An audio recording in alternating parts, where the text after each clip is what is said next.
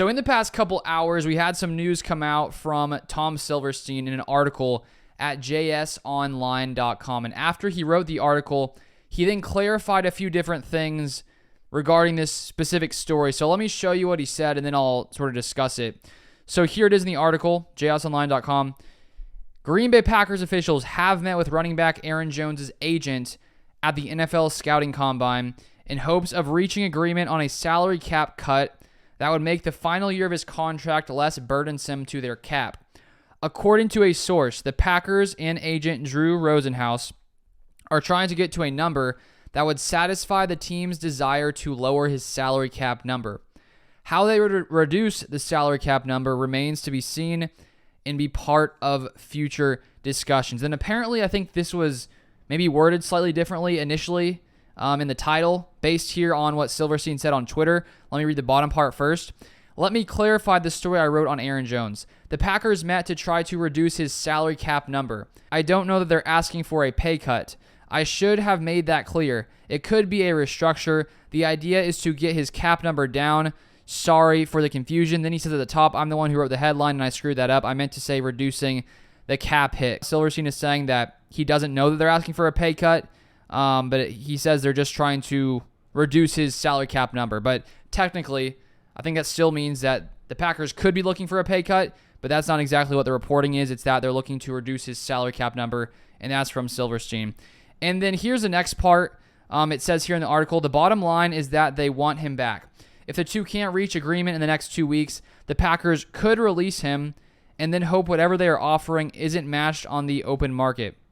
But they would risk losing him to another team, so they will have to work with Rosenhaus to find a way to negotiate a cap reduction. And I had initially seen that quote floating around Twitter, and it had said the Packers would release him and then hope whatever they're offering isn't matched on the open market. And I'm not sure if that was edited or if that was misquoted on Twitter. I'm not sure. But Silverstein also put out a tweet regarding the potential cutting and said this.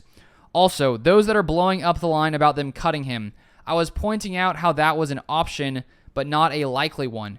It's an option with anyone who has a high cap number, but I would suspect they would do everything in their power not to do that. So it sounds to me from that reporting that he wasn't saying that if they can't come to an agreement, he's being released, like in a report. It sounds to me like he's saying that that's an option technically, and he's sort of just throwing that idea out there. That's what it sort of I figure from that tweet that he sort of clarified everything with.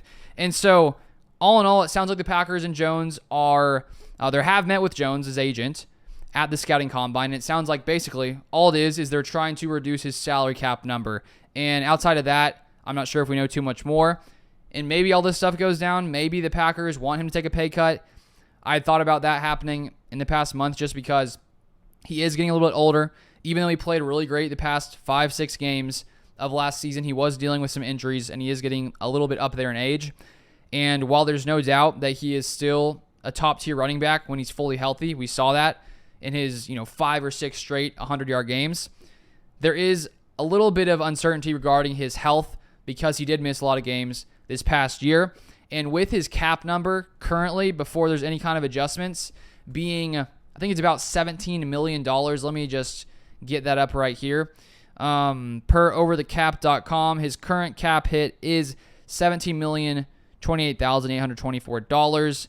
And so it looks like the Packers are trying to reduce that, which makes lots of sense because, that's a pretty high cap number for Aaron Jones. But if they weren't able to come to some kind of agreement to reduce his cap number, I don't think it's smart to release Jones, because if you look at his dead cap hit, if the Packers release Jones, he would still have a dead cap hit of $12,355,000.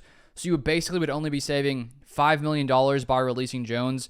So I don't see how that's a viable option for the Packers, considering how good Jones still is, even though maybe he's not quite as healthy all the time as he used to be a little bit earlier in his career.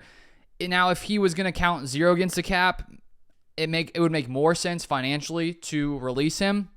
But to only save $5 million and still have him on your books at $12.3 million dead cap hit, I don't think releasing him is a good idea. And I don't see why the Packers would do that unless I'm missing something. And then a little bit later in the article, it talked about A.J. Dillon. And this is what he said. The Packers aren't likely to re-sign free agent A.J. Dillon. And so 2023 undrafted free agent Emmanuel Wilson may be the only option to handle a bulk load. With at least 11 selections, including an estimated 3 compensatory picks, it's likely the Packers will address the position somewhere in the draft. So, again, I'm not sure if that's him reporting that they're not likely based on inside information, or if that's his opinion. I'm not fully sure on that one. But I have thought the Packers probably wouldn't bring back Jones. I did share early in the week, Rob Demovsky of ESPN said he spoke with a source, and it was believed that A.J. Dillon's contract could be somewhere in the $1.5 million to $3 million range. That was sort of an estimate from one of Demovsky's sources. And so at a $1.5 million a year, my thought was maybe you bring him back because he's already been in the system a while. That's not that much money. But I think if it's any more than that, I think you're better off drafting another running back to fill that A.J. Dillon role. And I went over a few of those backs in that video because Brian Gutekunst did say in the past week or so that the Packers, he still wants the Packers to have some kind of physical back like an A.J. Dillon. He didn't say like an A.J. Dillon, but some kind of physical back. So the Packers will probably add someone there if they don't bring back Dillon. And I would assume that they draft someone who could potentially take over the Aaron Jones role. And honestly, when it comes to Emmanuel Wilson, he averaged like 6.1 yards a carry last season. I don't think he had a ton of carries, but he has a potential to be a solid running back. And I want to see what he can do on more opportunities in the future. But that is it for this video. If you want to stay up to date with all Packers news, feel free to subscribe down below. Turn on the post notifications as well. I also put out a podcast earlier today. You can search Packers Silent Scoop Podcast where you listen to podcasts. But thank you for watching, and I'll see you guys next time.